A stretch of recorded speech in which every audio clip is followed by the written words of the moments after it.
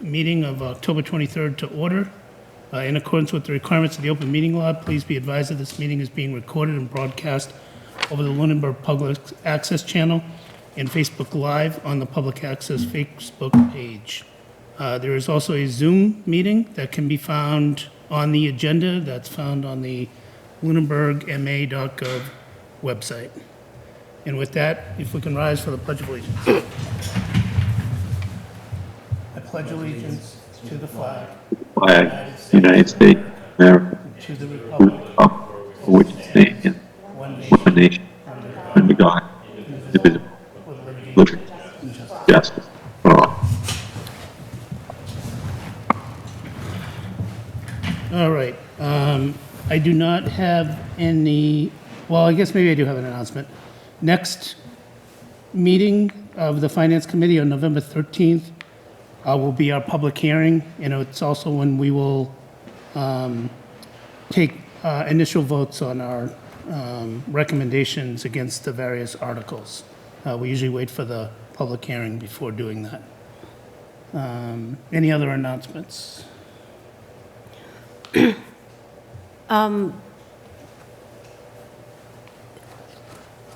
makes sense. So that means the booklet is going to be printed without our recommendation, and are we doing a consent calendar this year for this town meeting? We haven't discussed a consent calendar yet. We haven't discussed what articles may or may not be on a consent calendar, but I imagine that will be a discussion as we discuss the motions with the select board. All right, so if there is a consent calendar and we have it by the 13th, we'll make our recommendations on that as well. So just send it over to myself and Jean, and probably to the whole committee, because I'll be out on the 13th. All right. Any public comment from the public? Any public comment from the committee? Oh, Okay. Is there any town manager or finance director reports? Yes, actually. Do you want a microphone for the table? Yes, actually, because I'm going to probably do the warrant from down there. Thank you, Mr. Chairman. So I do have a couple updates. I think that these are things that may have trickled through to the Finance Committee in different ways, but just to make sure that you are hearing them all collectively together. Ezekiel Ayala's last day of service in the town of Lunenburg, physically present, was this past Monday, and Katie McKenna, the new finance director, began the same day. I think there was some question that she had started already, but she started this Monday. The payroll and benefits position, Nancy O'Rourke is retiring October 31st. The town has contracted through Robert Half for a temporary individual in that capacity. And he began several weeks ago. He is familiar with municipal payroll and benefits and is also familiar with Munis. So this is work, he's trained with Nancy for a couple of weeks and is covering. We do have an offer out for the assistant accountant position. But in the interim, we have Steve Barrett, who some of you may or may not remember. He's a retired finance director. He's assisted the town of Lunenburg in the past with accounts payable, and he's back in that same capacity. So we are keeping the wheels on the bus, but we are still working to fill the positions. Other updates that are relevant to this body.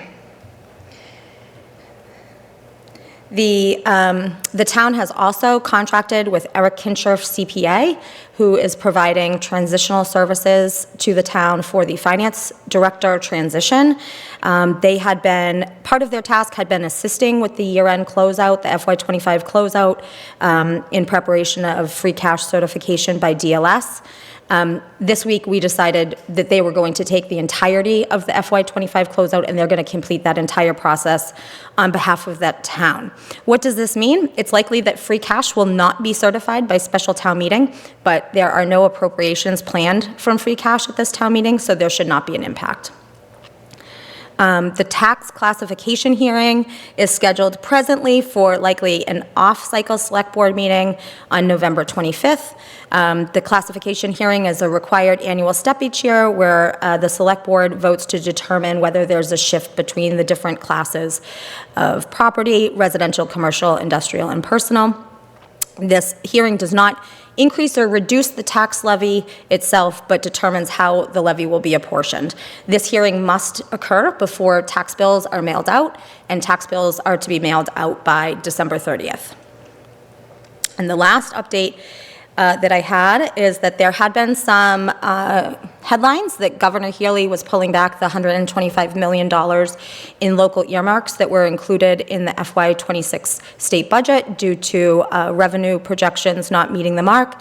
We have 2 earmarks in the budget, $30,000 for Lunenburg Public Schools to supplement guidance, counseling, mental health, and special education, and $40,000 for the security system upgrades to the Lunenburg Public Schools. Those funds actually have now flowed from the governor to, despite that earlier report, have flowed from the governor to the state agencies.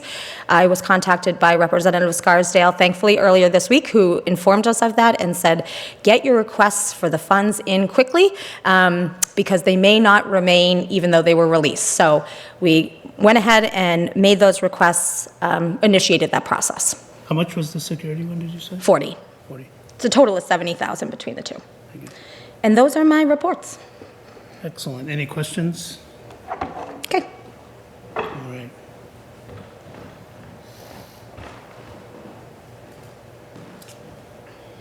All right. Well, the next item up is special town warrant.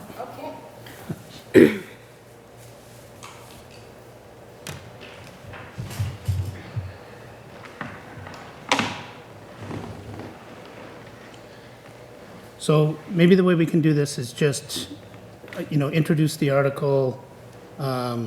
We can have a quick discussion as to whether it has any kind of financial implications, ask any questions, have any kind of discussion on it, and then move through them. Just because there's only 4 of us here tonight, it's not the final warrant, and we haven't had a public hearing, I don't recommend that we take votes or anything on them. But especially if there's any questions we have, it's better to get them out in the open now, so that at the public hearing, when we go through them and vote on them.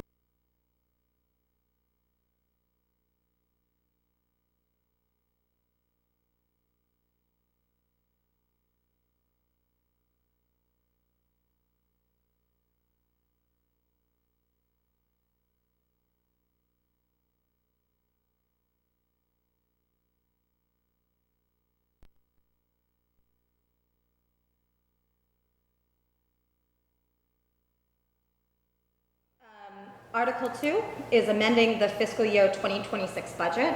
The actual transfers will be included in the motion and will be available as a handout. You will get some details on this before your November 13th meeting, but I would recommend that you defer this vote all the way to town meeting in case there's anything that changes between your public hearing and then. But we're currently looking at where there's budget transfers from salary reserve, out of the salary reserve for the intended purposes. For some of them are ready to go, such as the police chief, the finance director, and the police wages from the collective bargaining. We also are calculating what the anticipated expenses are going to be in relation to all those changes in the finance department that I just discussed and having to bring in outside contractors. That will likely be an additional raise and appropriate. And the funding source, why can we raise and appropriate additional funds, is because of the increase in new growth actuals compared to estimates. And then we are tracking right now a potential need for some additional funds in the library to cover a series of maternity leaves. So those are currently right now what's being tracked as budget adjustments for FY26. I have a question. The new growth, the actual versus budget, is that for FY26? Yes. doesn't that usually flow into free cash for the next fiscal year? It's available for appropriation first. Once the assessors, you do not have to appropriate from it, but if you've appropriated, I haven't looked back at prior town meetings to see where your appropriation source has been, but anytime that you've raised and appropriated at the fall town meeting, if you went to the levy limit at the annual town meeting, it's either you are changing your revenue projections Right. or free cash actuals versus estimates have come. Right, and if my memory serves me right, I think we don't usually raise and appropriate a lot during fall town meeting. I think one year we did because there was an item that didn't pass a cash item warrant didn't pass, full funded in the spring town meeting, and then there was $250,000 available for that fall. And I think that has always been the actual versus growth has always been part of our free cash. So just giving you information from people, but my question is, what is the amount that you're thinking you will be using? Because I think the total, I was listening to the assessor's office, they had projected 400, but it is 1.2?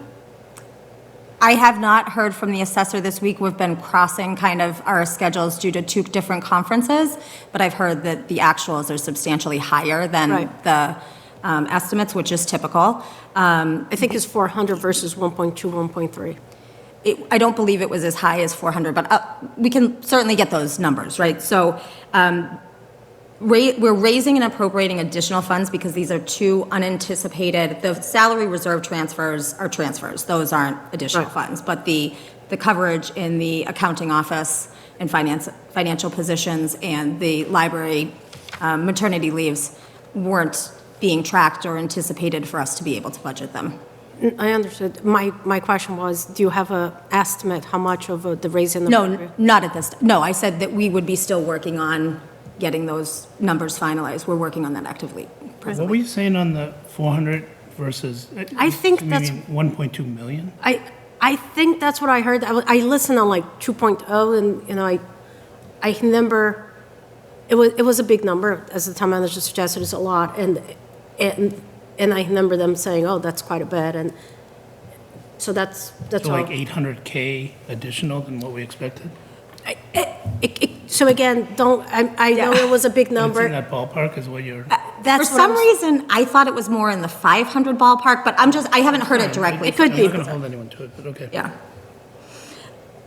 And so raise and appropriate at the fall special town meeting does require a higher threshold of vote than at the annual town meeting, and it's 2/3 vote. Two-thirds. And the budget transfer, the line item transfers, I didn't think that was something that needs town meeting approval. I think, I am so glad that you said that, Ms. Lockwood, because I don't think so either. However, we do I have- tried to get a straight answer on that point from the Department of Revenue and from Town Council, and I couldn't get a straight answer on the salary reserve transfers. I believe that the way we vote them, that is not necessary either. However, they are recommending a belts and suspenders just-in-case approach on those salary reserve transfers. Caesar, in your time, have you remembered ever transferring that? Oh, no, they have historically been transferred with the collective bargaining agreements, but also at the same time, there was raise and appropriate additional funds. There's only been one that I can see, that there was a transfer from a salary reserve without an associated raise and appropriate to cover a contract. But typically, you're covering the contract through 2 means, which you might as well just vote it then at town meeting, but. Okay. Any other questions on Article 2? nope. Okay, the next article is bills from a prior fiscal year. At the special town meeting, this has a 9/10 quantum of vote, and we are currently tracking one bill from Haywood Hospital for employee health in the amount of $266. Again, on this one, this is something that I would recommend that the Finance Committee defer all the way to town meeting on.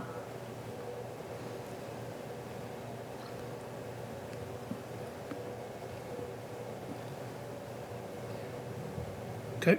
Any questions? Seems pretty straightforward. All right, Article 4. Article 4 is authorization to fund special projects. At the time of this was originally drafted, it was a little more broad. So that's why the article itself is broad. It could have just said authorization to fund stormwater consulting, I suppose. But this is additional funds for stormwater consulting services associated with MS4 compliance, specifically for the consultant who has been working on the stormwater utility. We are in the process of switching consultants, and so to get the level of information and data and work that they need in order to fully investigate that. So we are short by $42,900 then with going to the new consultant. The likely motion under this article will be to transfer those funds from prior fiscal year unexpended capital articles or article. I'm looking at a few right now, and I have the town meeting warrant votes on my desk to just double check that those funds weren't already moved and are just sitting in the account looking like they're there. But there are some older capital that are remaining on the books that we're not moving forward with those projects at this time. The one that I'm specifically looking at the moment to transfer is there was a little over 100 and change for ADA at Ritter. That is not enough to do an access project by a large margin. And with the municipal building design project, the ADA would be incorporated up into that. So those funds are just sitting there for very underfunded project. So you would take 43K from the 100, or you would return all 100? Take the 43K from the 100. Why not just take the whole, if you're not doing that, but can I just, if we have 120, I understand we're going to use 40, why not just take the entire money back and put it back to go towards free cash? Because, good question. So the remainder does not have, to release the remainder back to free cash, there's no town meeting vote required. We can do that. To move it from one project to another, we need the town meeting vote. So the remainder, that may happen to the remainder. Okay, because we start like, financially speaking, I don't like having buckets of money that we know we're not going to use, but we're going to leave it there. Like, let's just No, we make have one bucket. We have a lot of old capital Carter Terenzini started really weaning through that. That work continues to make sure that we're spending down those capital projects, and then if there's not anything else left in that fiscal year that might run over, we need to close them out. Can we, when Katie kind of gets up to speed and has a spare cycle or two, kind of get that list of all the ongoing capital projects? Sure. And then report it, to us and probably Capital Planning Committee, to be honest with you. Just so we kind of have an idea of that. Absolutely. And if we decide not to use that particular old capital account, there's others that we may be able to use as well. Yeah, I kind of agree with what Anna says, is that if we just have these capital projects that are just sitting there, we're actually losing money based Yep. on years gone by, right? Mm-hmm. Okay. Okay. The next article is mostly a cleanup article. So it's a transfer from PAC. At the town meeting, at the annual town meeting, there was $31,271 that it basically is a pass-through. So the retained earnings fund the general fund, and then the general fund uses the same amount of money to pay PAC-related expenses. In talking to Adam Costa, he said that's not the best way to do this. So we cleaned up that language, but this is because The retained earnings were not certified at the time of the annual town meeting. So this is that same amount of money being transferred from the retained earnings directly to their enterprise fund instead of doing that pass-through. And then there is an additional $4,000 for their videographer staff. So this is in addition of their budget? 4,000 is new. Okay, The other money is, the easiest way to explain it, redoing what we did in the annual. Same money, moving it in a different manner. okay. So this is not a case that they had, and they were taking $35,000 from retained earnings. So this is not a new $35,000. They were taking $31,271 Okay. already. It's a new 4 on top of it. Okay. Yeah. I mean, they have technically a lot of retained earnings, and based on the recommendations that I saw in the financial policies, they're well above. But they need to get their operations in order, because $35,000 wasn't their budget, their revenue this year about $125,000 that they're receiving in fees from the state. They are exceeding their receipts at the moment. They're relying on their retained earnings. Right, and that's Yeah. my point. Yeah. Like, Yeah. do you know the total of their budget? Because Can you send that as an action? You wanted me to follow up? with Yeah, that? the next, can we, yeah, we can. I'm just saying that I think this is a high percentage of their budget. Their operations are being sustained by their retaining earnings, and, we got to make a decision. We shouldn't be growing their operations beyond what they can sustain in the long run, because they can use that retained earnings for purchasing of new equipment like other things.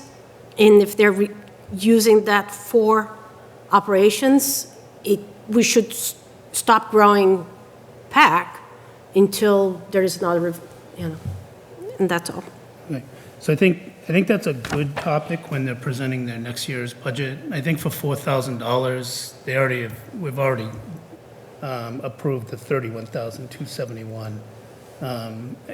The funding stream for PAC is obviously at risk, because as more and more people cut the cord, right?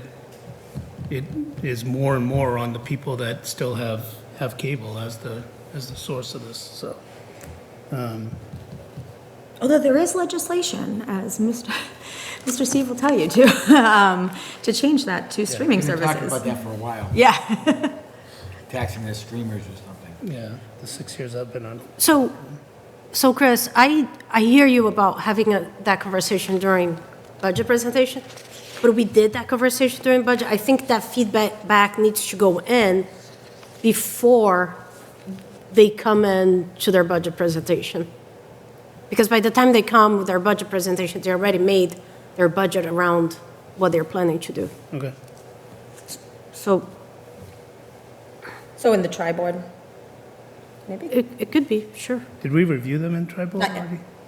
Okay, tri-board's a good point. Yep. Okay, any other questions on this one?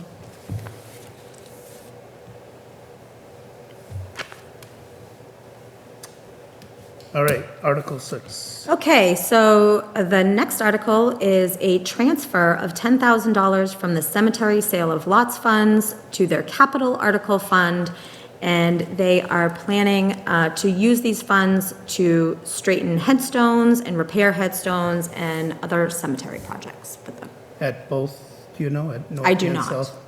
Okay, Would you like that next time? just wondering. I drive by South Cemetery a lot, and there are a lot of headstones that are not straight.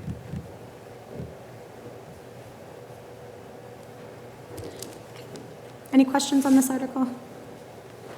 Okay, next article is authorization to fund a sum of money for project estimators.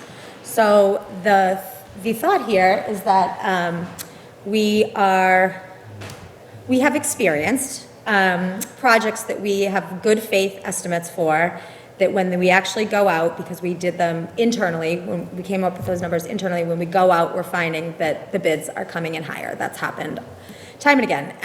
The facilities director approached me with this idea that he thought it would be useful to have a pool of funds that he could use to obtain professional project estimators when estimating capital projects. The average cost of a project estimator is between $6,000 and $7,000 per project. So that was the initial conversation.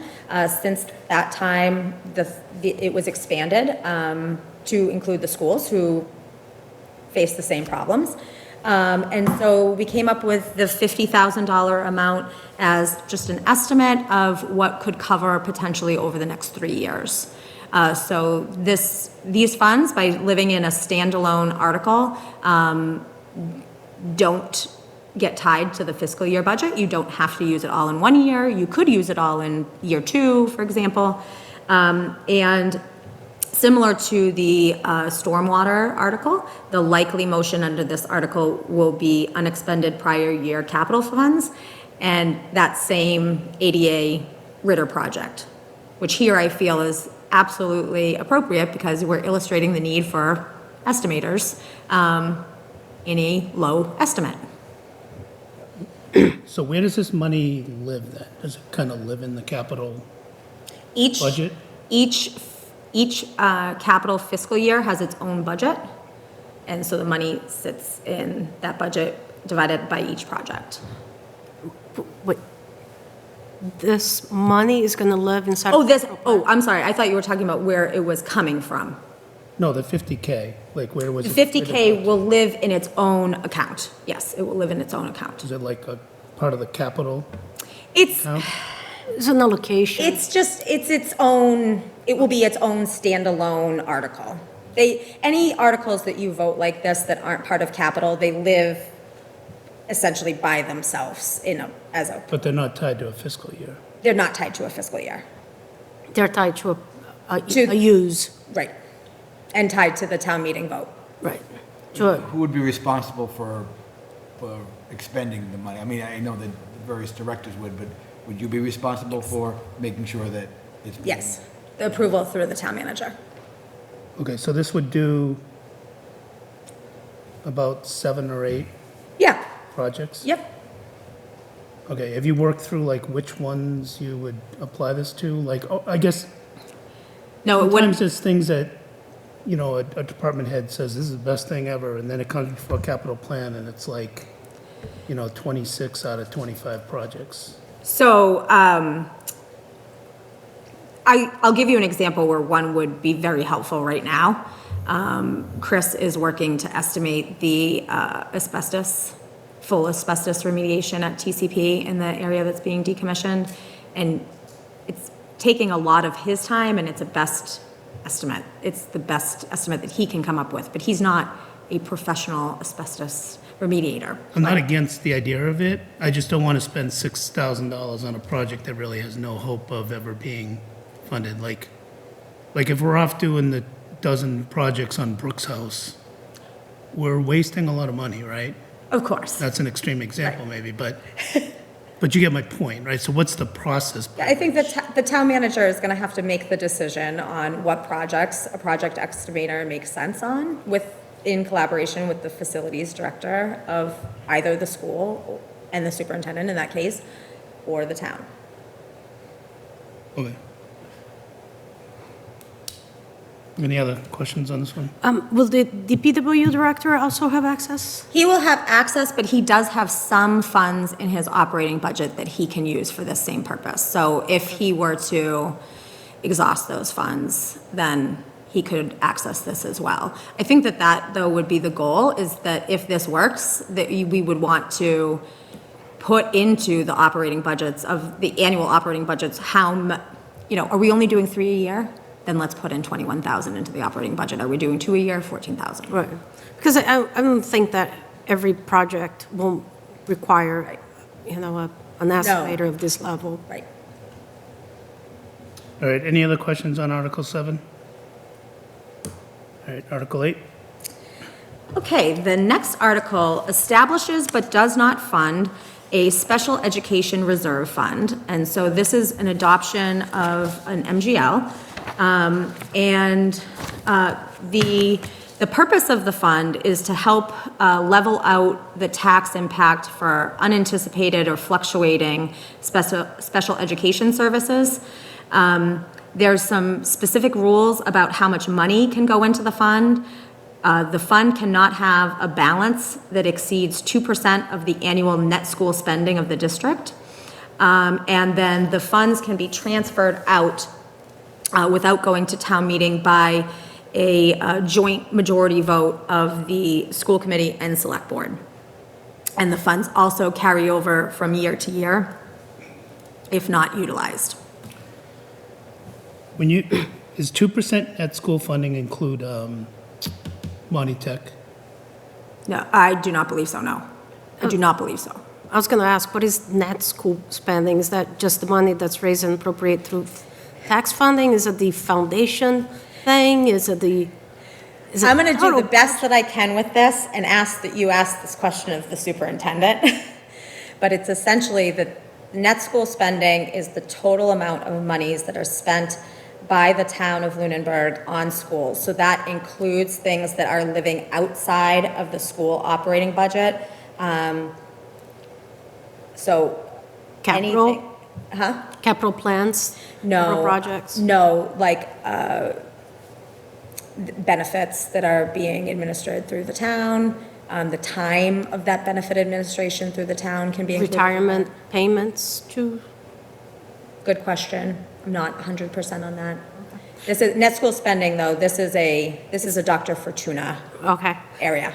So I have some thoughts about this, and I've been thinking about this one quite a bit. One, the issues that we have run into funding related to the schools have not been because a new kid moved in and required a lot more money. Last year, in the spring of 2026, we funded another $50,000 to the school because a new kid had moved in. So I don't want to, I will say, it feels a little bit of a red herring for me to even be talking about this, because this has not been the issue that we run into fiscal. It really has been a fiscal management problem that I see, a lack of clarity. And I'm really cautious and concerned about, we're creating this fund, and we don't need to talk about it because there's no funding. But then when it comes next year, we're going to hear, well, we should fund that fund that we created, because otherwise, why did we create it? So my first question is, can this fund be created and funded in the same town meeting? Can it? Yes. Yes, it can. Okay, so I see no reason to establish this fund and murk the waters even further. There's just no reason in my mind. We are not solving any issue. It has very specific uses from what I heard and what you just described and what's here. It just murks the water even further. And I really don't want to have this conversation comes next spring of, we need to fund this because why else did we create this fund? So that's, and I would love to be convinced otherwise, change my mind, but right now, I just don't see a reason for creating this fund. I support this. I mean, an out-of-district placement can run $500,000 plus, depending upon what it is. So to me, this is just an ability to have an insurance policy in place. But has that ever happened? Well, do you have life insurance? Have you ever died? That's not the question. Well, it is the question, right? No, This is we don't need to do this, it's just a question. Has that ever happened where a new kid moved in and is a $500,000 plus? I think it happens a lot throughout the Commonwealth. Well, we're a school of, each graduating class is about 100 kids. which sometimes. makes the ramifications of this even more on the town. Is this a fairly, this is the state law that we're following here? Is this a fairly new law? Is this why, or is this something, because I'm just wondering, why now? Is it a question of, it's a new law that we should probably do? Because I agree. don't with believe Chris that it's we- new. I understand that, why you want to do something like this, because it can happen that you have a major expense that you don't know about. I mean, the town, don't we have emergency funds that it's appropriated every year? FinCom, the reserve fund? We have Yeah. reserve funds. Yeah, Which we've funded, what, about 180 to 200 more recently? I'd say if that's the case, let's fund that higher. 16? 2016. All right, so it's been around for a while, so, is this something that you brought up, or that you think is, or is this a school? School. This is the school. Yeah. School. The new superintendent, is this something that, The new superintendent, I believe, has experienced the use of special education reserve funds in previous communities that she's worked in. And as I understand, this is something that she brought to the school committee and that they supported. Yeah, I think the history of it is that, we, the finance committee, brought this up as a potential idea to have some kind of reserve fund. Tony really liked it and has been a huge advocate for it. So I think Tony's one of the major drivers behind it. I'm sure he'll be at town meeting.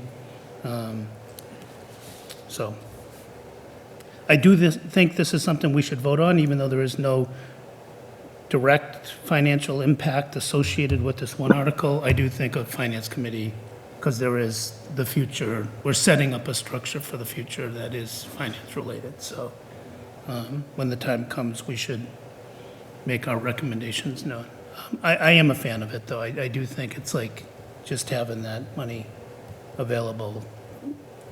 I don't quite understand how the circuit breaker kind of plays in against this too, because those circuit breaker funds probably should be a revenue source for it.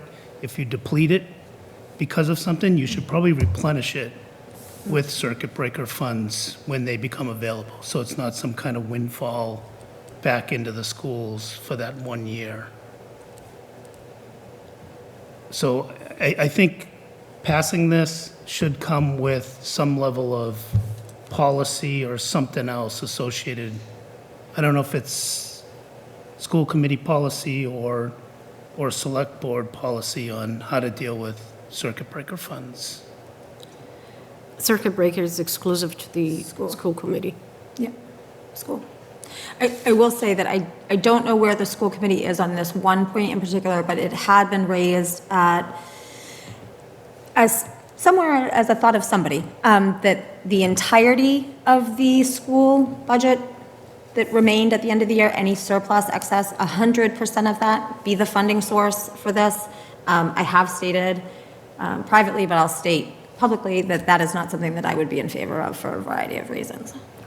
Okay. That would, the how to fund it would be a annual town meeting. Correct. That we should all work through the Correct. details of. Having this, even if you never fund it, it's just something we have at our It's a tool. disposal if we need to. Okay, any other questions on this?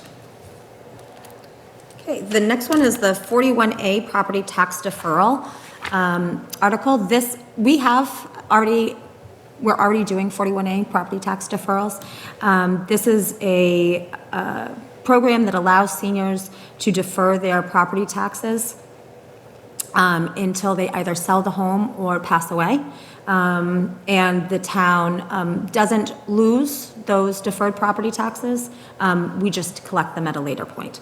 So town meeting doesn't need to adopt this program, but town meeting is authorized to both lower the interest rate, which we have already done. At a previous town meeting, we lowered the interest rate from 8% to 4%. And it also allows town meeting to vote to increase the income threshold. So presently, the income threshold is at $20,000. And so the plan is to increase it to 100% that's allowed on 100% of the circuit breaker, which is what the statute allows for single filers. So presently, that amount is $72,000. By writing this article in this way and not, the original draft said from 20,000 to the 72,000. Attorney Costa modified this to 100% of the amount established annually by the Commissioner of Revenue. That removes the requirement of us going back to town meeting each time that circuit breaker is increased, and it just becomes an automatic. There will be a financial impact of this article, but we are not able to quantify it because we do not have data of how many more people may be eligible for the program. And it's not a permanent impact, though. It's just in that we get the money, we get those funds that are deferred later. It's just the impact to that present collection year. So, so I guess, so the way I thought this would work is that this would be an accounts receivables in the town's book. But the town can still use that money as part of the budget. Not until so they're Like- deferring it. So let's say their property tax bill is $10,000 a year, each year, and they're in this program for 8 years. So that's $80,000 that the town is not collecting until that house is sold in year 8 and with interest. So we're not getting the annual revenue in the collections. Right, but I thought this would live in the town's books as similar to an accounts receivables, where you can, if you're doing accrual versus cash, so. Use it in the negative? No. Because these things are all a little different. So, That's not my understanding of how it operates. You cannot use it until you collect it. so any deferrals would be reduced from our levy, our levy amount? No, it's the overlay would need to increase to cover it. So this gets funded by the overlay? That's one possibility. Okay. It's a likely possibility. Okay, so it does need to be funded every year. It's not like an accounts receivables that you can use money against it. No, you can't use money against it. But we won't be able to quantify how many more people are applying until we have the program, because we don't have those kinds of statistics on how many people, how many people, we know I believe there's one right now at the $20,000 income level. We don't know how many more people will capture between 20,000 and 72,000. Is it 72 or is it 110? I thought I heard. 72. What was the 110 for couple? So that is, the legislation only allow, so that's the way that it was originally crafted, had the 3 different layers, so single filing jointly. The legislation only allows you to go to the single non-head of household level, which is the 72,000. They cap it there. Okay. So is the requirement of this, for this deferral, is it similar to the requirements of other, Like, there's an application process that would be run through the Board of Assessors and then have to. because I'm become thinking like qualified. if we have other programs that's offered, that the circuit breaker is what qualifies people, we can have an idea of how many people are using. Oh, that's not a bad idea. I see what you're Like, saying. let's say 100% of the people that are using any kind of benefit from assessors, now they're going to transfer to 100% to do deferral, and we'll have, it would be a worst-case scenario with current customers, if you will. I see what you mean. I'll ask those questions. Okay. So is this, it says until the senior, but if it's a married couple, it's when both seniors pass? When nobody is, neither are residing in the home, either through sale or passing. Okay, but it is upon when their death is when it's, because they may have a trust, right? Yeah, they may have a trust, so it's the death or if they sell prior to passing. So if they they downsize, then it would kick in then as well. Okay, but if they do But have a trust. if they had a trust, it would be upon their death and paid paid out prior to the trustees receiving the income. Okay. It becomes a lien on the house. In fact, we become first.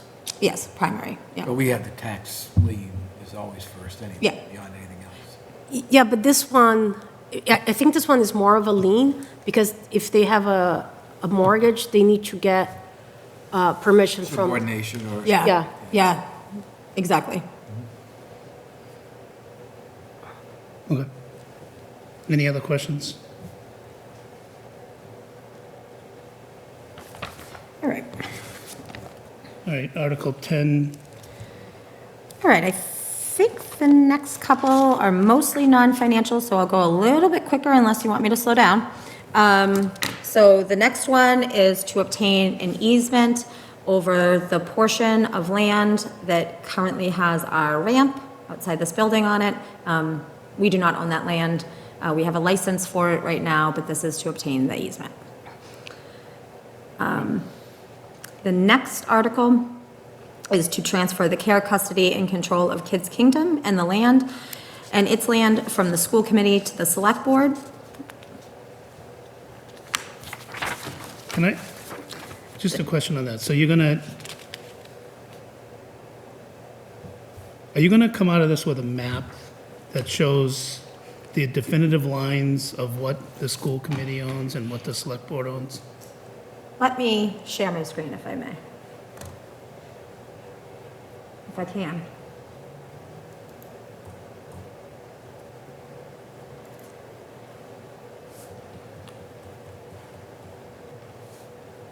Do I need to allow you to? I think so, and I need to find my document anyway. It says so all please can take your share. time.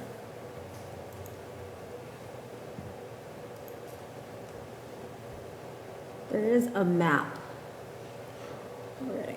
And while you're doing that, the plan on this is related to the parking for the Yeah. reason for this is really for the parking of the, Of the Eagle House, yep. okay. So there was a capital project to look in the design of that.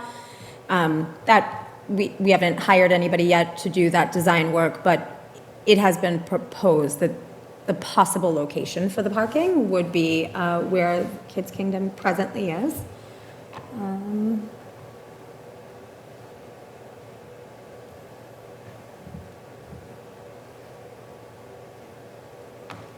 All right, I probably put it somewhere silly. Okay, I do have a map. I'll circulate it. So the map that was on file when everything but this transferred at that town meeting, we're gonna use the same map, which will be on file with the town clerk, and there was, the only piece of land that was carved out was this one piece of land. So everything now will be under the care, custody, and control of the select board, all of the TCP land. This is the only thing that was retained by the school committee. I guess my question is a little different, like that whole area is, like if you take all the town land in that area, there's some that's school, there's some that's town, Most of it already transferred. it did already transfer? And so that map that was used at that town meeting when it was transferred, I know I sent it to Kara. Like Brooks House was sometimes in question and Nope, other things? that's been transferred. Okay, Oh, actually, hold on, here it is. Okay. Remember, we were in the municipal building, where we were talking about the Brooks House, and there doesn't appear to be that particular area has any special boundaries. It's just all part of the one. Oh, it says I'm restricted from sharing. Okay, why? I'm gonna attach this to an email.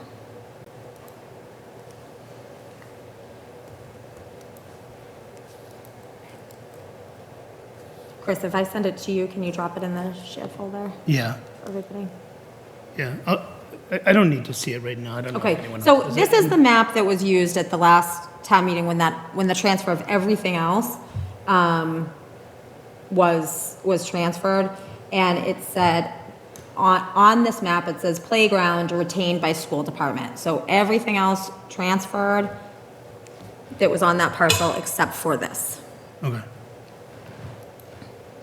And actually, Mrs. Menard was critical in finding this information for me, so. I don't think she likes being called that. Oh, she loves it.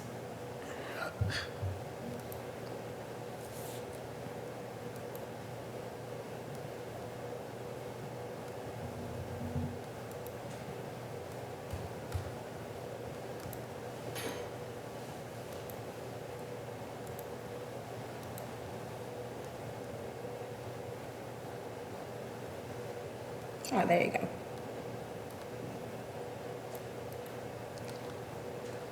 So next to that top red area, which is the TCP building, you see to the left, kind of a speckled square with an arrow to it. Okay.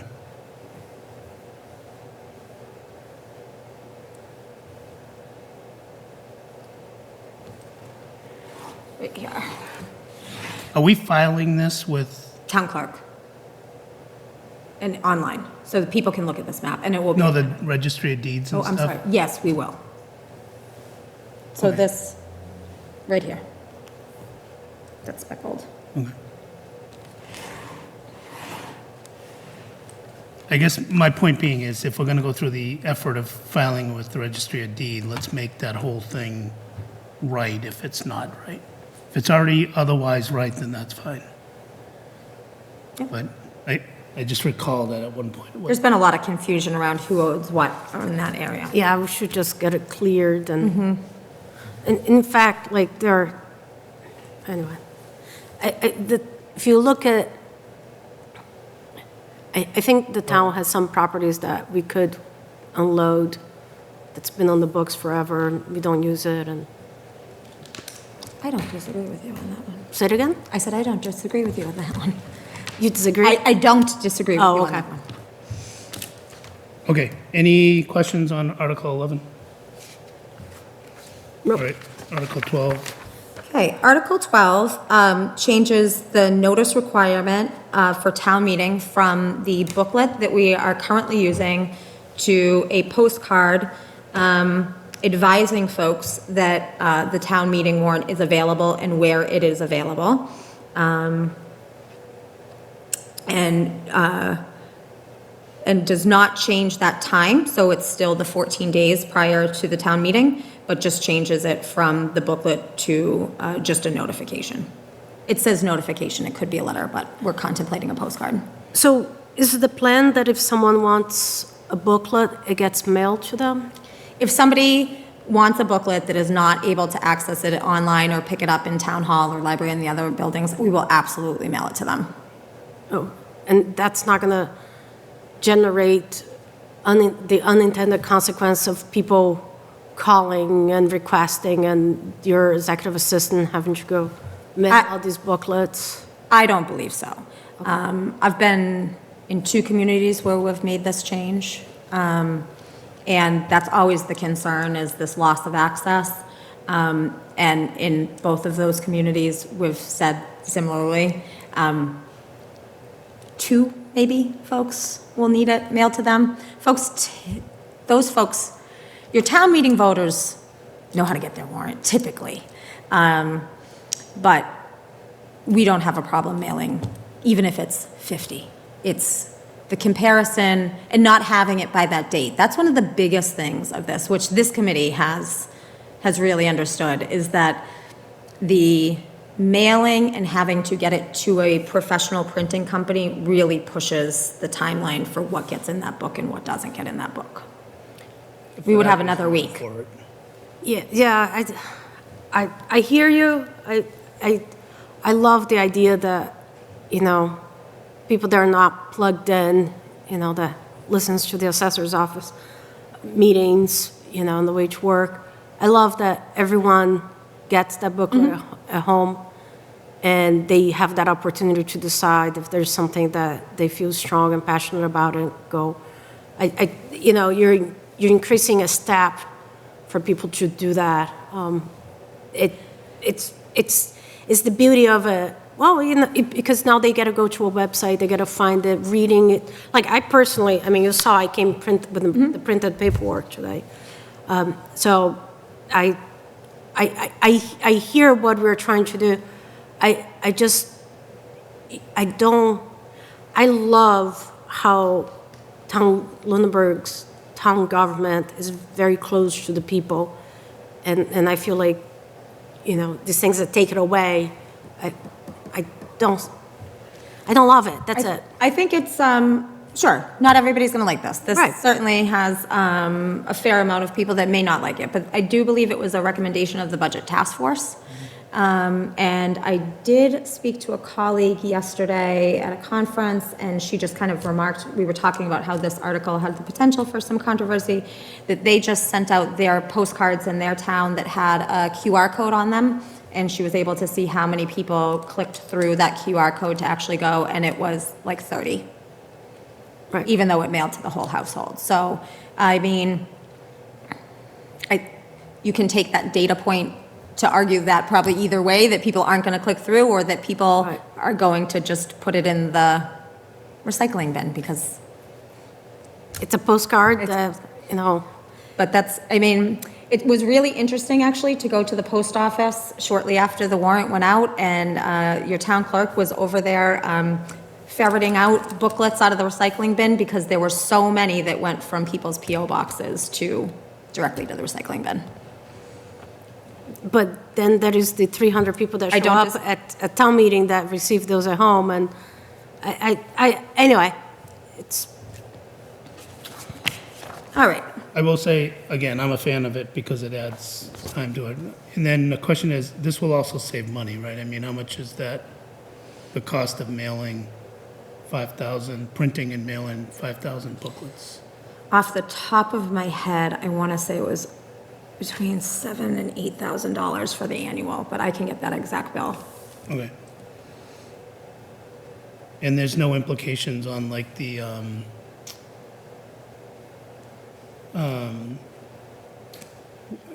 do we also send out in that the election?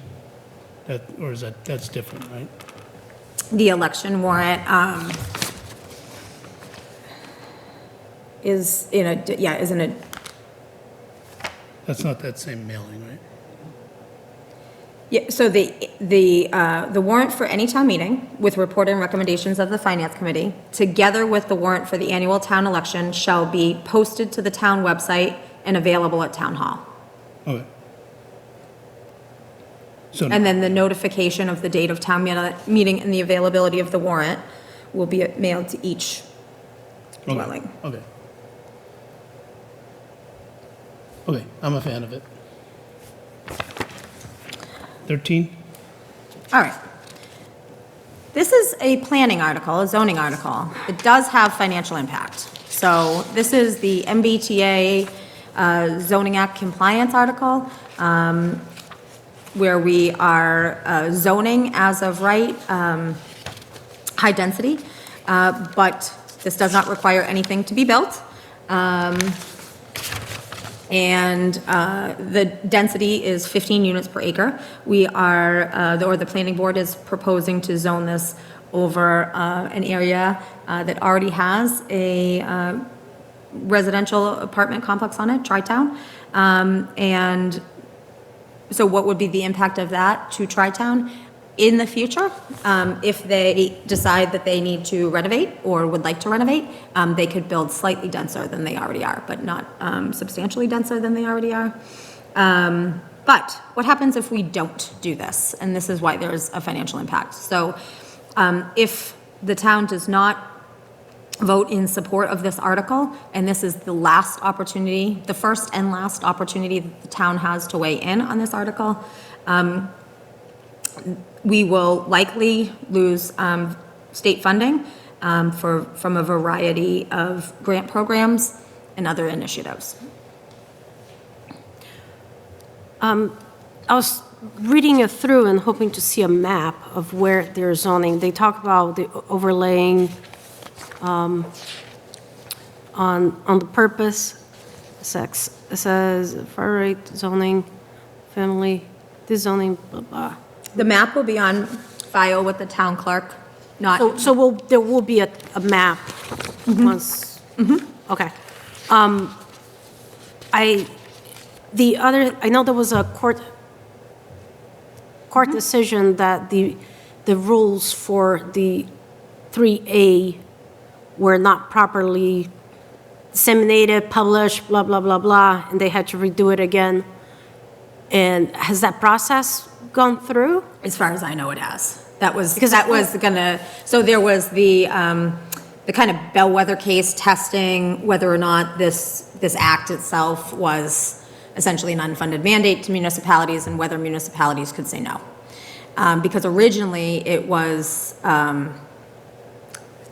originally as municipalities, I will say, understood it anyways, is that if you do not adhere to this zoning, you will lose out on grant opportunities. So some communities said, fine, then fine.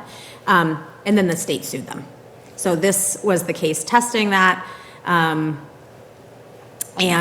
the courts said that, no, it's not an unfunded mandate. Yes, you have to comply, but the state had a technical error. Go back and fix that technical matter, and as far as I know, that happened very quickly. Yeah. I didn't think that they made any other findings other than this wasn't published. They did, I'll share the case. So does the rules have been published? Because the conversations that they had was that, we're trying to create this bylaw to fit rules that have not been, Oh, no, no, managed. no. So, no, that was not the case. It was the manner in which the regulations, it was the method by which the regulations, not that there weren't any regulations. So they Not had that to they fix, were gonna they change. had to fix their method. Yeah, there was actually a listening session or something that Yeah, Matt has planning done a, board. Yeah. Matt has done a great job interacting Yeah, with the public. I thought it was pretty well done. It's probably online if anyone wants to. Yes, it is online. Yeah. And they are also having their public hearing 23rd? 27th, thank you. Okay. And I do think that this one was the one that, at least the listening session I was at, or input session or whatever it was, that I think we recommended. Yes, But, that's correct. Yeah. Paper compliance. Yep. What I find ironic about this idea of paper compliance, and I'm gonna use, someone told me this, and I was like, oh, that makes a lot of sense, right, is that if you are for MBTA zoning, the paper compliance should be offending you in a way, right? Like you believe that we need more housing, there's good intent here, and here comes Lunenburg just doing paper compliance. And, and if you're against this, like, I don't like the state telling us what to do. There is actually, but anyway, and here we are complying, so I just don't like it. I've heard the planning board chair comment that in response to the paper compliance, instead of us saying it like this, we should say that Lunenburg has already done the work, and we should take credit for being so insightful and doing the work ahead of time. That's right. We anticipated it. Great. It's my understanding that most of the things that we would have to do, we've already done. Correct. So there is not a lot of change to this. And now, does the state have the right to, well, I guess they do, but I'll just ask it anyways, to come back and say, oh, we now have a new rule? Oh, yes. And then we have, Yes. is this going to say we automatically agree to it, or do we have to then have another vote to? No, this will change the zoning. So this will allow the zoning as of right in the area that's zoned for MBTA compliance. And then it would follow the normal course of a project coming through if there was a project proposed. Now, can I promise that the legislature won't have another MBTA zoning V 2.0? No. I guess what Tom is asking, it's actually, I think I understood the question a little different. Because the way we're designing this is through the rules and regulation that created after the law passed. Okay. And I think what he's asking is, well, if they change those rules and regulations, because the actual what it was written related to the law is very little, And the rules and regulation is what sets this. That's not even done by the legislator. So if they change now the rules and regulation, do we have to automatically update, accept those? I think that that would be best answered by, it depends how they change them and whether or not their change is legal and all of those things. But this deviates, I guess, from the model bylaw in one area, and that's about design standards. And so Attorney Costa flagged that today to me, and we can submit the article in advance to the Attorney General, and we're going to do that to get pre-review, to make sure that, because this is our last opportunity, that this will be acceptable to them as written. Okay. Article 14? Another zoning article, no financial impact though. So currently, there's a requirement that common driveways are paved with 3 inches minimum of concrete. And so this issue What kind of actually. concrete? Huh? Bituminous? I did all right. This article removes the requirement that it's bituminous concrete and allows the planning board to approve an alternative appropriate material for common drives. They actually encountered this when they had an applicant and they wanted to approve some material other than a common drive, other than concrete recently, and they realized they did not have that flexibility. Any questions? All right, 15? Okay, so the next 3 articles are all SAP amendments. Labor Council is reviewing all 3 of these tonight, now. I might have seen an email come through. So the first one is amending the SAP plan chart itself with position titles. So it's adding conservation agent to the grade 13. That was a union position, and the union has agreed that it can be moved to the SAP. Changing the title of land use director to director of planning and economic development. And then there is a new title of special assist, oh, there it is. SAP articles right there. A new title, special assistant to the assessor temporary. And so you may recall that at the annual town meeting, there was an appropriation of $27,500 in a standalone article similar to what we're doing with the project estimators for DOR directives for the assessors phase 1. So there are a number of directives that the assessors need to complete prior to the next full reevaluation. And the original thought was that they would chunk out the projects that need to be accomplished and that we would fund it at the annual town meeting and then put out an RFP. So we did put out an RFP for the first phase of the project, which is a review of the neighborhood codes, specifically neighborhood 3, which is the largest neighborhood in Lunenburg, but also looking at all neighborhoods. And there were no bidders on the RFP. So that's telling. So there were 2 options that we thought about, which was packaging everything together rather than breaking it out and putting that out for another RFP, obtaining additional funding to fund it, and see what happens there, or to bring it in-house. And so for a variety of reasons, we decided to bring it in-house. And the only way to do that is by hiring somebody. And to hire somebody, their position title needs to be listed on the SAP if they're non-union. So the range, the grade is 4 asterisks, because there's already 1, 2, and 3 asterisks. And the asterisks will say subject to an employment contract.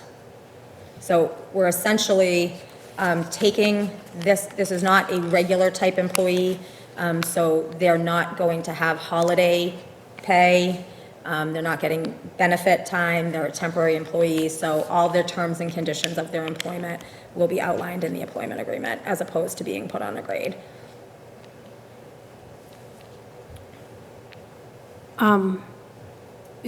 You're also changing the land use director to director of planning. So is, department heads are not part of the SAP, are they? Yes, they are. Most of them are, yeah. Some are with a contract only, right? There's still SAP employees that their employment agreement might dictate a portion of their employment terms with the town, but if it's silent, then the SAP carries for all other terms. Gotcha, okay.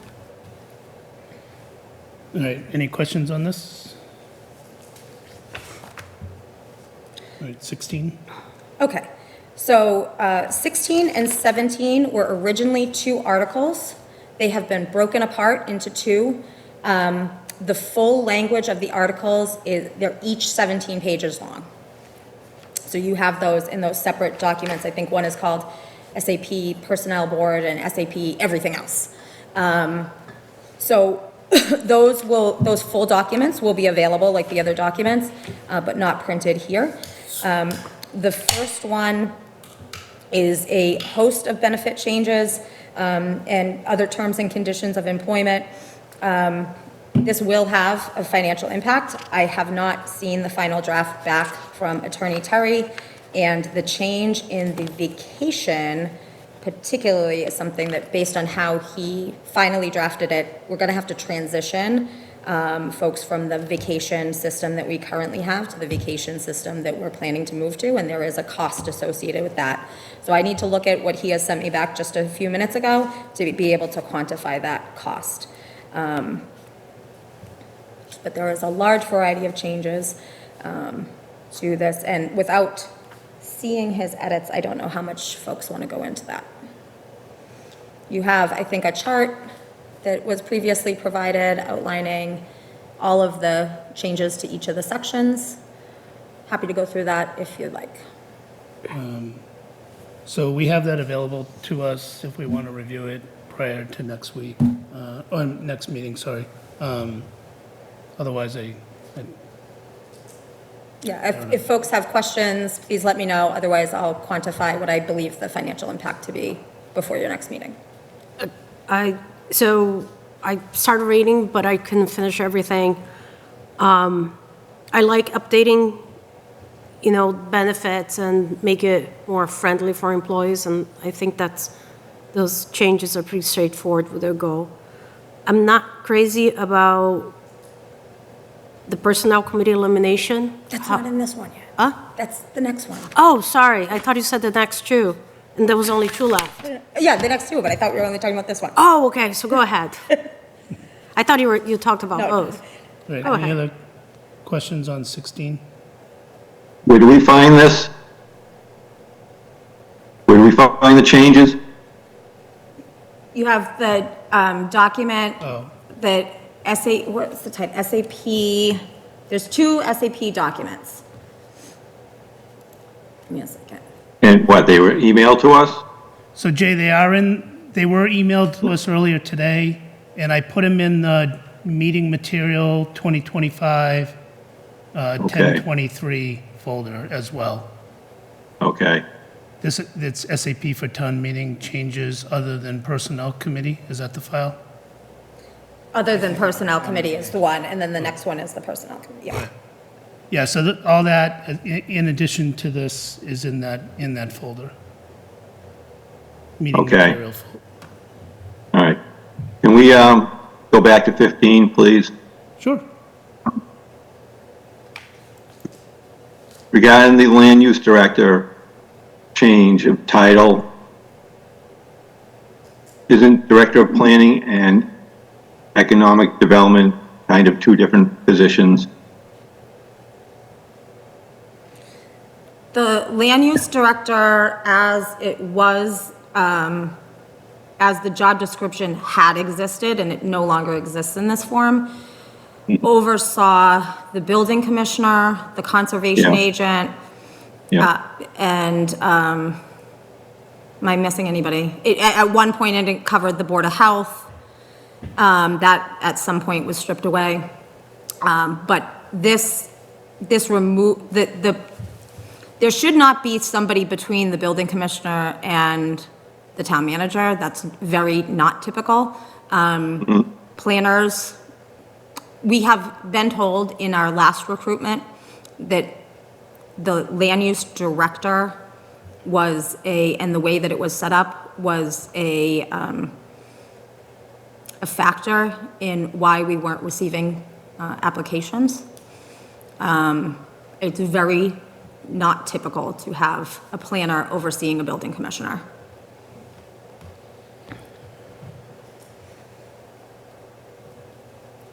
The title Director of Planning and Economic Development speaks to the core of what the functionality of that position is and has been, and aligns with what folks recognize more in the industry as the title. How many other small towns like Lunenburg have that position, that title? They have a town planner, director of planning and economic development. Those are the three typical ones that you see, if they have a planner. Oh, most towns this size have a planner. Real small towns don't. And then in regard to this special assistant position, what makes you think if you're going to get somebody to do this, if you already put this out to RFP and didn't get any response? Because this will, It's my understanding, after the tax debacle thing, that it's very hard to get assessors, that assessors are in short supply. so So it's, what kind of qualifications is this person going to need? it's likely that this position would be filled by a retired assessor, is the most likely person that would be filling this position, unless that retired assessor ran their own company.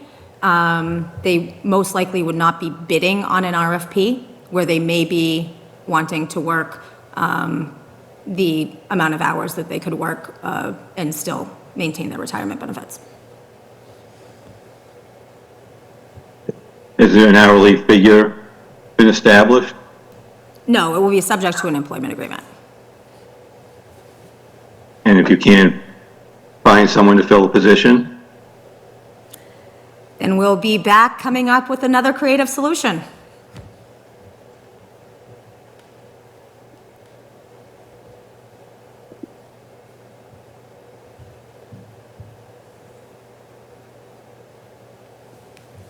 Okay, any other questions, Jay?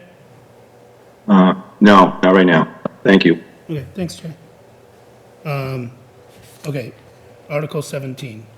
Okay, Article 17 is the elimination of the Personnel Committee, and there is a long document which I've shared with you about Personnel Committees. I understand you talked about it briefly at your last meeting.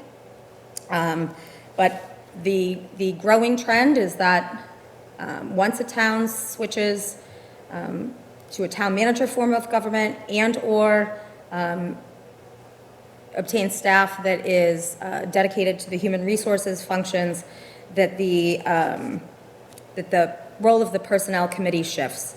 And what I found most interesting, and that if you haven't read that document, I would ask that you do, is that the recent financial reviews by the Division of Local Services have flagged personnel boards and committees as something that is duplicative, and that, quote, towns are ultimately best served by having a professional manager who can develop and oversee a full-time structured personnel management program. This approach recognizes the growing importance of and risks inherent in personnel issues. So there are a whole host of reasons why this change is being suggested, and I'm happy to answer any questions on this one. So picking up where I left the last. There you go. I don't like it. I don't like how quickly it's coming. I don't like that it hasn't been a lot of public discussions about it.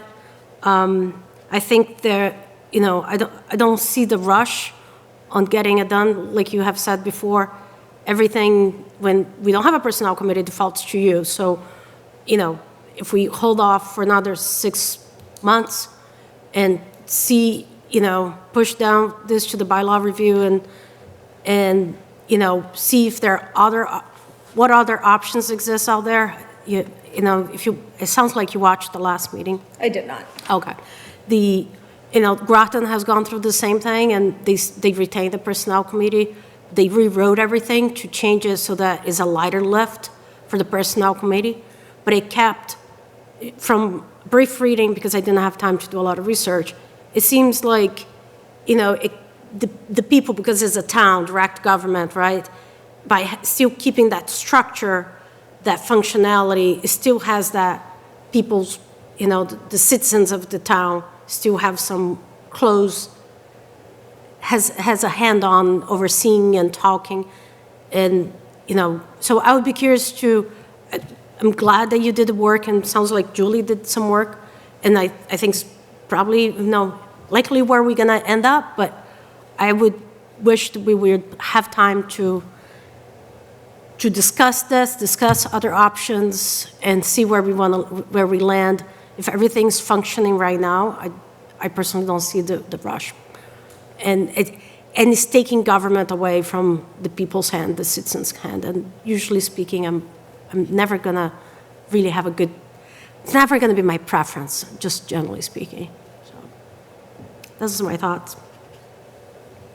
So let me just ask some questions related to that, and maybe I should know this, but what authority did the Personnel Committee have other than advising and creating articles for approval at town meeting? Hold on one moment, please.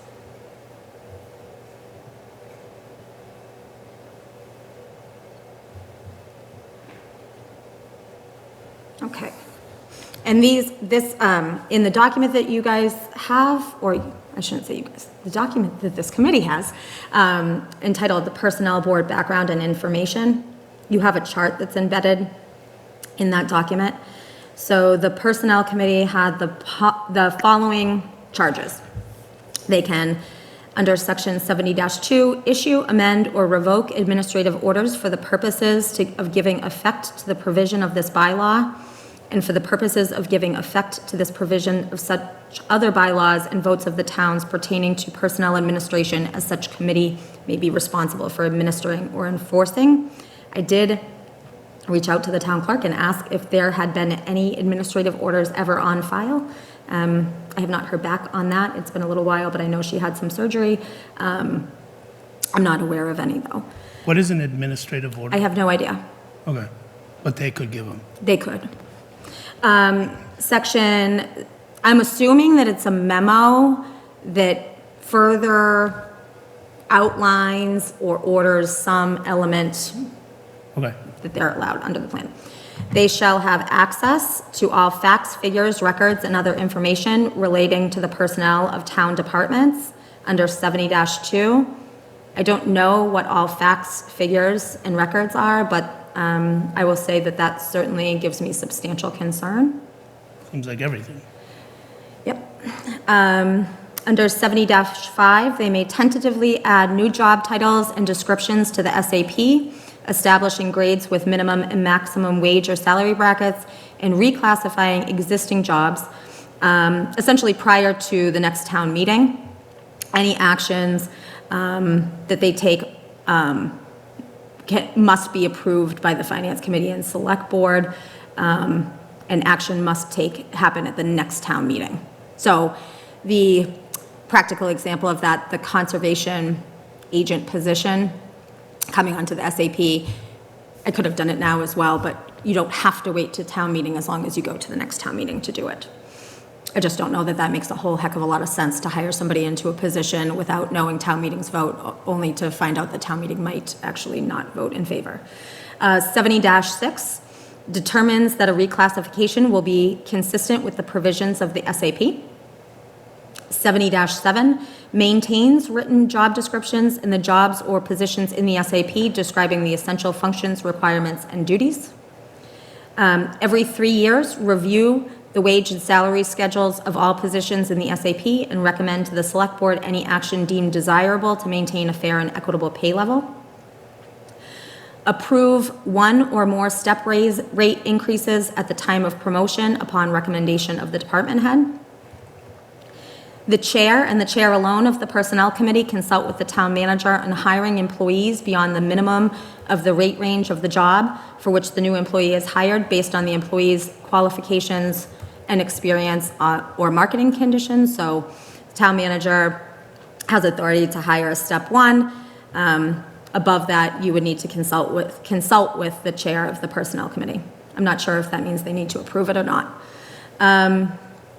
Approve as an entire committee any proposal by the town manager to hire a new employee above step 4. This is the one area that if there is no personnel committee, there's no authorization for the town manager or other entity to approve hiring a new employee. I do want to stop on this one for a moment. In the prior article, there is language that addresses this one element should this article not pass, and that's that if there is an absence of the Personnel Committee, that the Select Board may approve hiring a new employee above the step 4. So it does give that release in the absence of the Personnel Committee. So now Not in this article, in the other article. So if this article were to fail at town meeting, that release lever would be included in the other article. That if the Personnel Committee can't meet due to quorum, that the Select Board would be able to hire above a step 4. That's in that omnibus article, the one prior. which one, 16? Is this 17? Yes, 16. Okay. Okay. Approves pay adjustment section in budgets submitted by department heads in accordance with the SAP. Provides consultation on the sick leave bank policy prior to adoption by the Select Board. That's it. I actually had somebody who was a proponent for retaining the Personnel Committee say, but where would grievances go?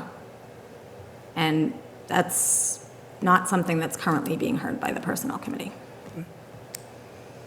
So we would continue to see articles like Article 15 come before town meeting. Absolutely. It's just that the Personnel Committee would not. Right.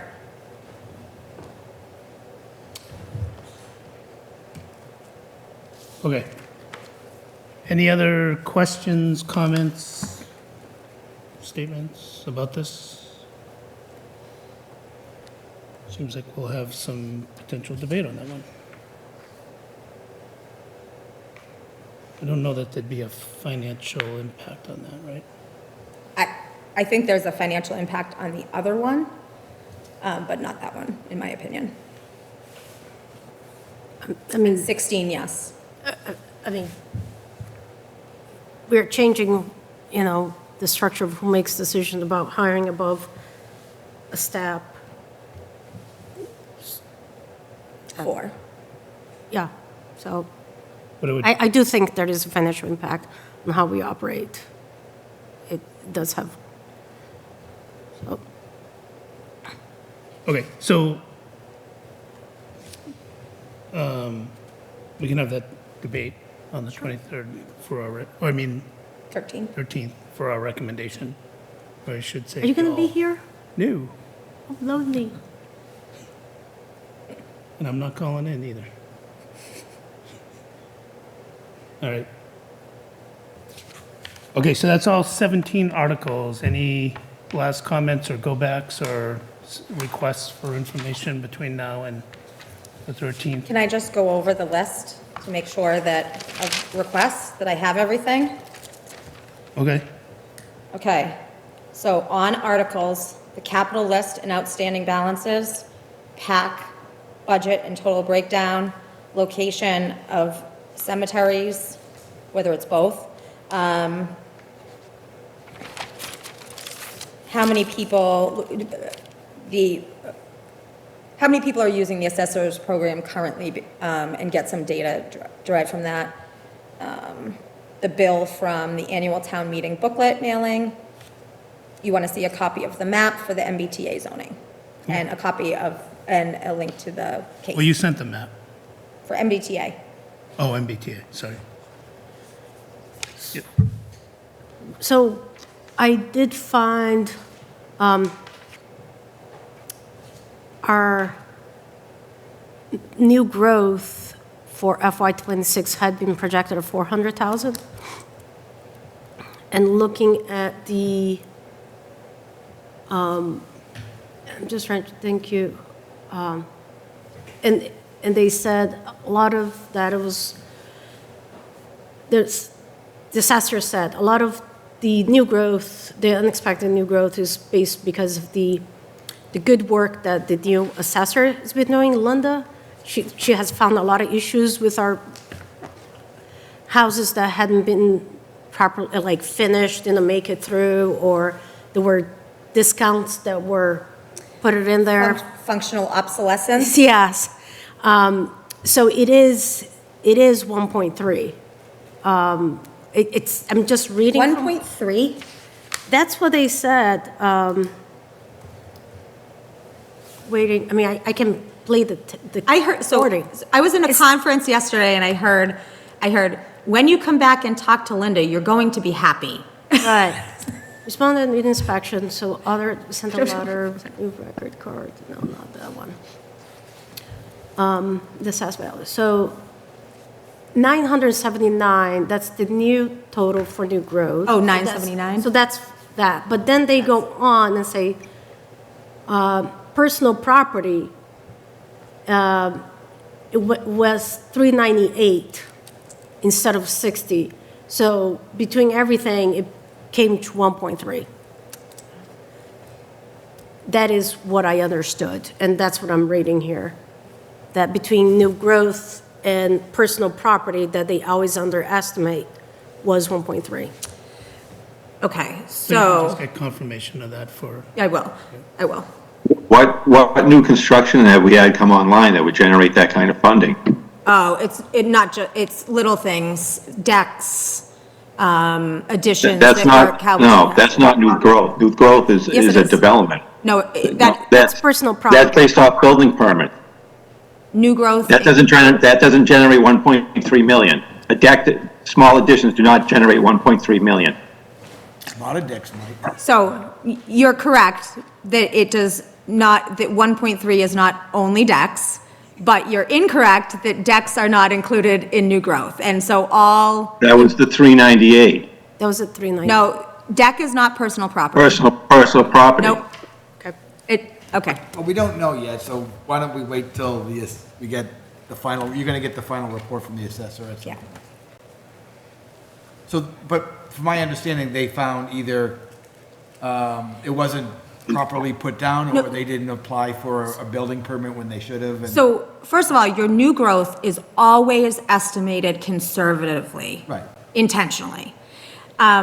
So if it comes in higher, it's either full-scale projects, it's projects that at the time of the last, maybe they were under construction but hadn't received a final certificate of occupancy, that will change the gross value substantially. Yeah. And it's, there was a lot of these properties that had what's called a functional obsolescence, which would be, if you had a room in your house that you couldn't really access except through like a little crawl space, Yeah. but there was a whole room, that is functional obsolescence, so that gets deleted, basically, but you can't use it, so it's not, doesn't It's get not counted. living space. Right. It's not So- living space. So they went and they looked at a lot of those they found some things weren't accurate. They've been doing a lot of data collection. And so, And there's some commercials too. Yeah, that- commercial that had- property. In commercial, a lot of times the taxes are based on the revenue that the business is generating.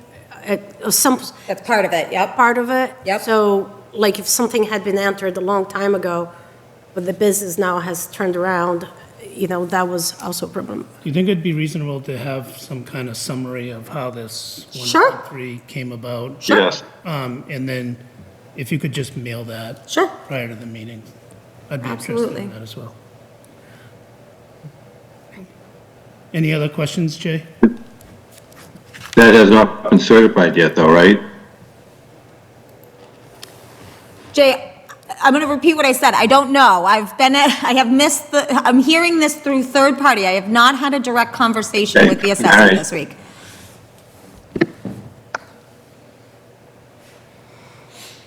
Okay, does it need to be certified to raise and appropriate? It needs to get submitted to DLS, yes. Yep. Submitted or certified? I don't know what DLS does with it once they receive it. I don't know what that, but it needs to get submitted by DLS. We'll get back to you. Okay. Not an assessor. Well, if you want to be one, then. No, thank you. Absolutely not.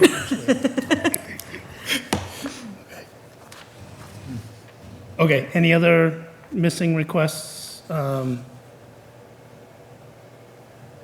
Did we have something we were going to ask the net school funding, Oh, net school spending, net schools spending? Funding or spending? spending, Just what that calculates. how calculated?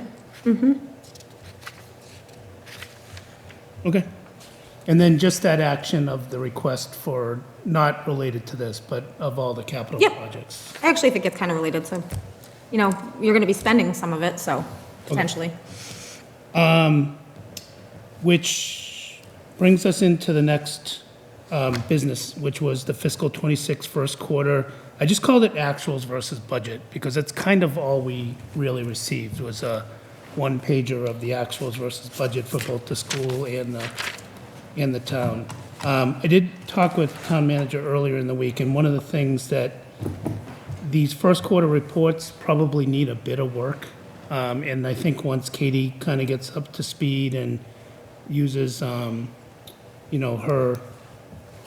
best practices from, however many years she's been doing her role in other communities, I think we need a better, just than here's the actuals, here's the percent spend and et cetera. Because, okay, we're 30% spend. Should we be 30% or should we be 20% spend, right? So I think that's kind of something that I'd like to see going forward, written down at the right level of detail. I'm sure school committee would like to see something similar on their side, and I'm sure select board would like to see a similar report. So, and I think we can be willing to work with her as she, behind the scenes to see what that needs to look like over time. But other than that, any comments, questions, et cetera, on first quarter actuals versus budget for either of schools or municipal?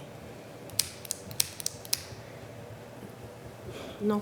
Okay, the next thing is just a reminder, we have upcoming tri-board meetings, topics. Do we know when the next tri-board meeting's gonna be? No, we're going to have the scheduling challenge, I think. So what we're coming up against, so November 18th is town meeting. That Thursday would be ideal, but for some other big things happening that Thursday during the day. So that's not going to work. I don't know how folks feel about the following week, which is Thanksgiving week. And that's the issue that we're running into, is that those last 2 weeks of November are kind of consumed. I don't have a problem meeting on that Thanksgiving week, but I don't know what other folks' availability might be like. Okay, I personally could, maybe, can you just poll Send out. the audience on that one? Yeah, I'll poll. Okay. I think I personally could, if it's early in the week. Yeah, Monday or Tuesday is what I was thinking. Yeah. I do think, like, of the upcoming stuff, obviously, the school budget is the big one, right? Yeah, and I think that, Unclassified, I think that perhaps it's been suggested, and I think I agree, that for what remains to be presented, that we don't try to do it all on one night, that we give the school yeah. a dedicated night. Okay. I think the other topics, like I said, I'm not sure that, debt service might be one that's pretty good to Yep. kind of go Yep. through. The other ones, General government's not going to be that exciting, but debt service, a little bit, yeah. And I think, I think the time we've spent on that, at that time of the year, has given me a good feeling going into budget season, that we don't have to replicate that. We have a good understanding of what each of the departments is looking to either grow or remain stable, and we can start to weigh those right out of the gate on where does the community want to prioritize the direction of this town. I do think maybe you and I need to sit down at some point and just put together a budget Calendar. So, I should have said it in my report to you, but if you have not read, if the members of this committee have not read the new report by the Municipal Association, The Perfect Storm, it's on the MMA website. It's not very long. It's about 13 pages long. There's nothing earth-shattering or new in that report. And it's not 13 dense pages, it's like 13 pages with graphics like a magazine. But I think that the way they package the information and some of the data that they are using is a little bit different. And I just think it's, as we're discussing in Tri-Board where we're going, I think that it's just interesting for folks to read. So if you haven't checked that, it's on the MMA webpage, and it's called A Perfect Storm. It came out about 2 weeks ago. Sorry, on your list of pending items, I guess for the PAC, we talked about communicating with them about getting their operations under their revenues during Tri-Board. Is that what, yeah, that's where we landed. Okay, it's a long day. Okay, Yep. never mind. So just for everyone's awareness here, one thing that Tony had mentioned to me, that he and Dr. Fortuna had kind of met, and he was saying that there's a 20% turnover in the teaching corps, he said it. So that's something I asked for them to come forward and say, well, that's kind of an interesting data point, but like, how would you bin the turnover? Is it early career, late career, retirements? Is there any trends that are coming out of what that, what might lead to that? So, Well, I mean, the retirement thing, just pure retirement, we're, the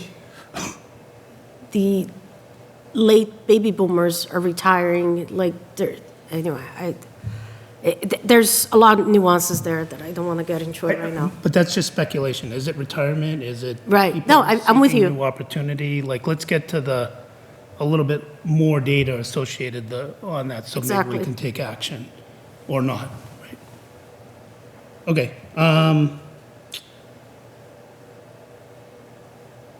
Okay, old business, does anyone want to talk anything on prior tri-board meetings? Okay, minutes. Do you know if we approved the July 8th tri-board meeting last time? I don't recall. All right, so there's 3 sets of minutes that we have to, that are ready for approval. The July 8th tri-board, and then there's Danielle also sent and placed in the folders September 25th and October 9th. So is everyone ready to approve those 3 sets of minutes? If so, I would entertain a motion to approve July 8th tri-board, September 25th, and October 9th minutes. So moved? Second. Okay, roll call vote, Jay, Aye. Anna, Aye. Tom? Aye. All right, and an aye for myself. All right, and as always, thank you to Danielle for doing those. All right, any committee reports?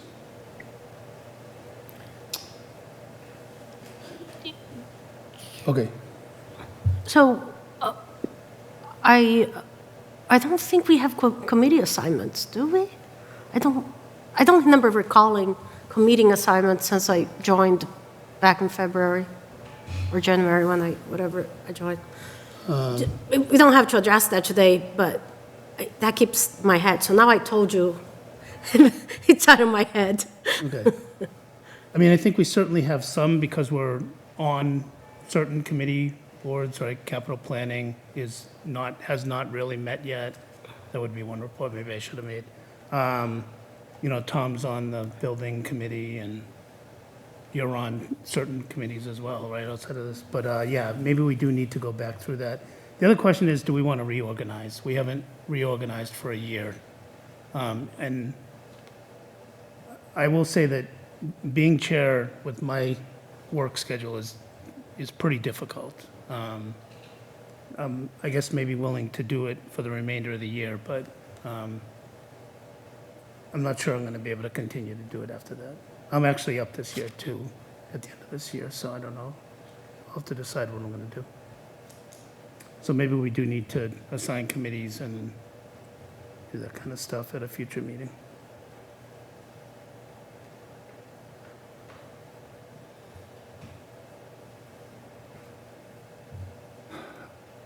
Okay, upcoming meetings, tri-board meeting potentially the week of Thanksgiving.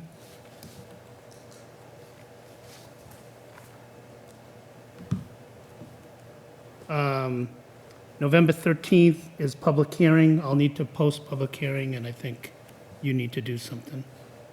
I think you gotta send it to the ledger or something. Oh, as soon as you have your hearing notice, send it to us. Yep. Okay.